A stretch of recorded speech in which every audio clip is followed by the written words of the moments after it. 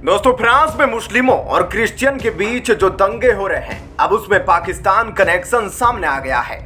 आपको बता दें कि भले ही नाहेल की वजह से ये दंगे शुरू हुए थे, जो कि अल्जीरियाई मूल का था, लेकिन अब यह कनेक्शन पाकिस्तान के बड़े आतंकवादी संगठन आईएसआईएस से जुड़ गया है, क्योंकि यह तो पहले ही लग रहा था कि इतना बड़ा दंगा आम लोगों के बीच नहीं हो सकता। इसके पीछे जरूर कोई बड़ी शक्ति है और यह शक्ति अब सामने आ गई है। एक बार फिर से पाकिस्तान बेनकाब होता दिख रहा है और उसके कनेक्शन फ्रांस में नजर आने लगे हैं। आपको बता दें कि जो प्रवासी मुस्लिम फ्रांस में थे, उनमें से भी प्रवासी मुस्लिम ऐसे थे जो पाकिस्तान की जेल से भागकर फ्रांस जैसे देशों में पहुंचे थे और वहां रह रहे थे, और अब ये कुछ ऐसी घटना को अंजाम देने लगे हैं जिससे फ्रांस मुस्लिम राष्ट्र बने। आपको आगे बताएंगे उस मौलवी के बारे में जिसने क्या कुछ बोला है फ्रांस को, और फ्रांस कैसे अब मुस्लिम राष्ट्र बन सकता है वह आपको आगे बताएंगे। लेकिन अभी जो अपडेट्स आ रही है उसमें तो यही लग रहा है कि इसमें अब आतंकवादी कनेक्शन सामने दिख रहा है जिसका रूट पाकिस्तान में है, और अब देखना यह दिलचस्प होगा कि पाकिस्तान सरकार इस पर क्या जवाब देती है, क्योंकि फ्रांस की मीडिया ने इस खबर को छापा है और साफ साफ बोला है कि यह दंगे बढ़ने का मुख्य कारण किसी बड़ी शक्ति का पीछे से साथ देना है। उनके साथ देने की वजह से ही दंगे बढ़ गए हैं। इस वजह से अब वहां के लोगों में गुस्सा है। जो फ्रांस के मूल क्रिश्चियन लोग हैं, वह अब एक एक मुस्लिम को बाहर भगाने के लिए प्रयत्न कर रहे हैं। आखिर यह सब कुछ क्यों हो रहा है और फ्रांस में कितने मुस्लिम हैं, अब थोड़ी सी जानकारी आपको डिटेल में बताते हैं।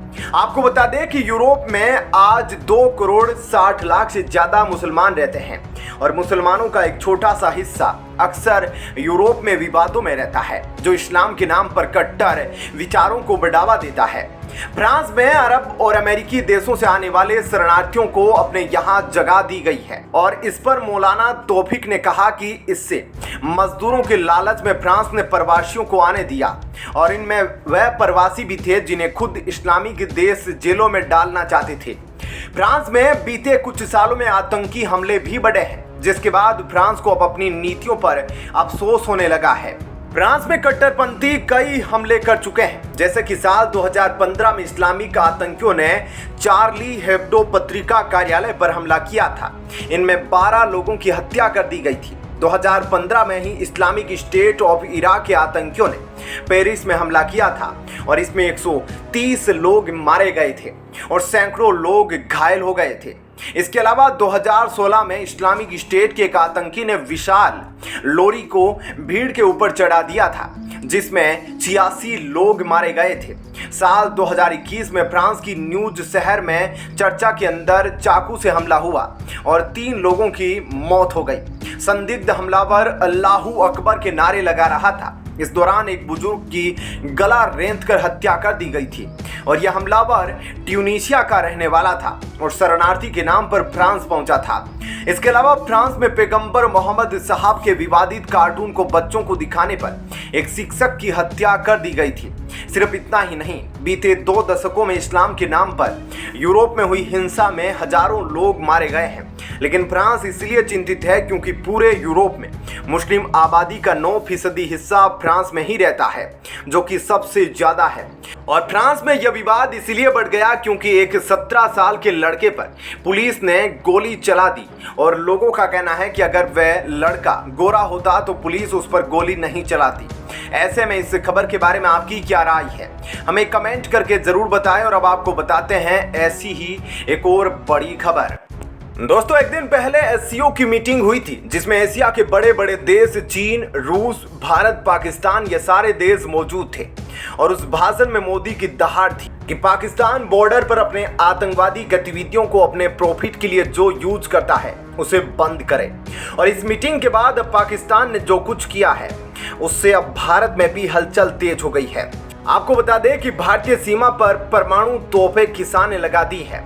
आप समझ सकते हैं कि पाकिस्तान, जो माना जाता है कि परमाणु हथियार उसके पास बहुत सारे हैं, उनमें से कुछ उसने तोपों के ऊपर इस्तेमाल करके सीमा पर तैनात कर दिया है। आपको बता दें कि जब मीटिंग हो रही थी एससीओ यानी संघाई कोऑपरेशन ऑर्गेनाइजेशन की, तो उस समय चीन और पाकिस्तान के फेस पर साफ साफ चिंता दिखाई दे रही थी कि कैसे आखिर भारत इतना पावरफुल देश बनता जा रहा है।